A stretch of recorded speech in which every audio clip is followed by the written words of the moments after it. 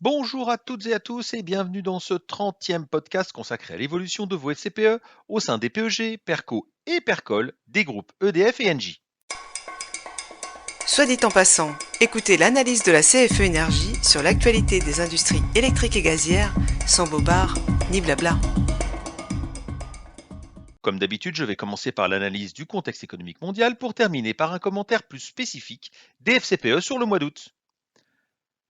La période que nous vivons actuellement est curieuse à bien des égards, puisque nous semblons nous trouver au creux d'un cyclone.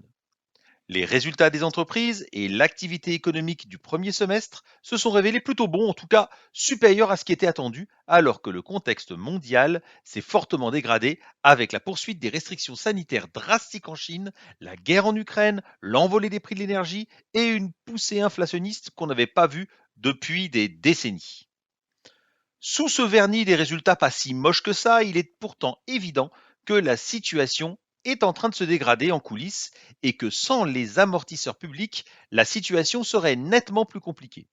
D'où cette ambiance un peu curieuse, puisqu'après un été plutôt calme, la réalité semble se rappeler à tout le monde. Les banques centrales ont ainsi clairement choisi leur camp et entamé une hausse historique des taux afin de contrer le poison de l'inflation qui a été publié à 9,1% en août sur notre continent. L'Europe se met ainsi au diapason de la Banque centrale américaine et d'autres banques centrales à travers le monde en relevant ses taux de 75 points de base cette semaine après les avoir remontés de 50 points en juillet. Tout ceci rend les marchés très nerveux puisque la croissance passe au second plan, avec un risque important de récession dans un contexte compliqué par une crise énergétique dont on ne connaît pas encore l'issue, même si le prix du baril de pétrole a enfin commencé à baisser fortement. Et ce n'est pas l'économie chinoise qui va venir à notre secours, tant elle a du mal à se sortir des multiples confinements qui ralentissent sa croissance. Le prochain trimestre va donc clairement être celui de la bascule vers un horizon incertain. Soit la hausse des taux, qui va continuer, permet de rapidement stopper l'inflation et alors l'horizon s'éclaircit avec une reprise rapide de l'économie, soit cela prend plus de temps et alors une forte instabilité économique risque de poindre. De leur côté, les marchés doutent toujours, 3 semaines après avoir mis fin au rebond démarré au début de l'été. Les investisseurs ont du mal à jauger l'effort monétaire qui sera nécessaire pour ramener la variation des prix dans une limite acceptable. Ainsi, les indices mondiaux donnent l'impression de glisser doucement mais sûrement et les baisses continuent un peu partout. Ainsi, le CAC 40 et l'Eurostoxx 600 baissent aux alentours de 5% sur le mois d'août. Du côté des États-Unis, le Nasdaq perd également presque 5%, alors que le Dow Jones fait un peu mieux, avec un peu plus de 4% de baisse, imité par l'indice mondial du MSCI World. Pendant ce temps, l'euro continue de dégringoler face au dollar, puisque la parité de 1 dollar pour 1 euro est d'actualité, ce qui n'était plus arrivé depuis 2002.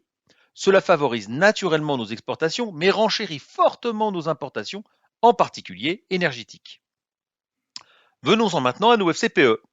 En dehors de l'action EDF, qui reste stable dans l'attente de l'OPA, qui, je le rappelle, ne sera pas obligatoirement à 12 euros, puisque l'État prépare une note d'information avec un calcul qui lui sera propre, presque tous les FCPE sont en baisse, en particulier ceux dont le poids des actions est important.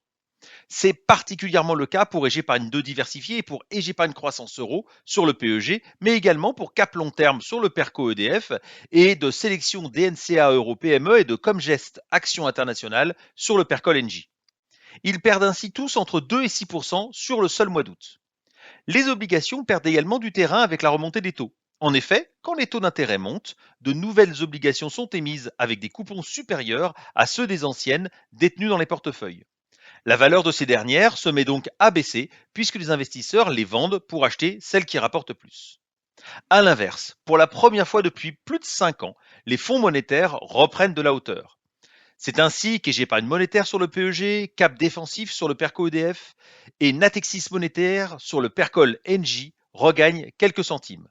En effet, à l'inverse des obligations, la maturité du monétaire est très réduite, moins de 1 an. Par conséquent, la rotation de son portefeuille est plus courte et lui permet donc d'arbitrer rapidement et donc de profiter de nouvelles créances à des taux plus attractifs puisque les banques centrales viennent de les augmenter comme je l'ai expliqué plus haut. Ce mouvement est donc amené à durer tant que les banques centrales continueront leur politique pour contrer l'inflation. Voilà, c'est terminé pour aujourd'hui. Je vous retrouve le mois prochain avec un grand plaisir pour un nouveau podcast. À très bientôt. Au revoir.